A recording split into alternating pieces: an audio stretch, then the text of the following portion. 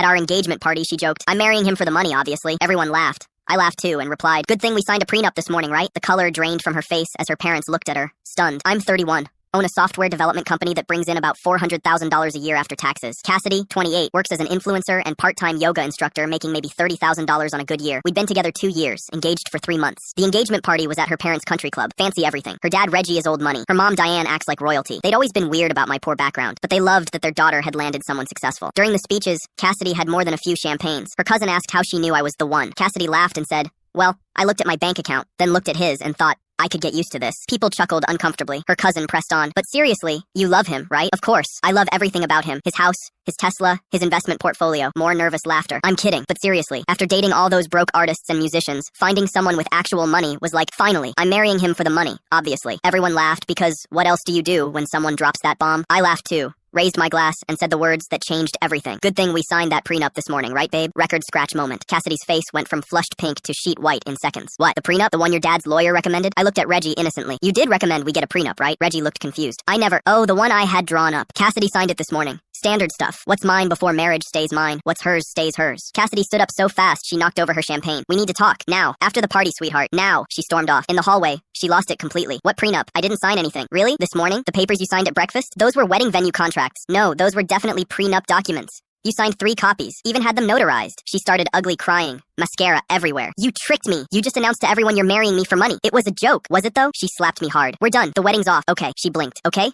That's it?" "Yeah. You want out because of a prenup? That tells me everything." She screamed and stormed back to the party, telling everyone I'd deceived and trapped her. Her parents looked mortified, not at me, but at her reaction. Here's the kicker. There was no prenup. Those papers were literally venue contracts. But her reaction told me everything I needed to know. The aftermath was swift and brutal. She moved back to her parents, took everything she could fit in the Range Rover I'd bought her, and left a lovely note calling me a manipulative psychopath. Her mom called demanding I fix this. Her dad called with different energy. "Is there actually a prenup?" When I said no, he sighed. "But she broke up with you within 60 seconds of thinking she'd signed one. You dodged a bullet." Then Cassidy went nuclear on social media, posting about narcissistic abuse and financial manipulation, conveniently leaving out her gold digger announcement. Her friends piled on until my buddy Dale posted the full video. The narrative flipped instantly.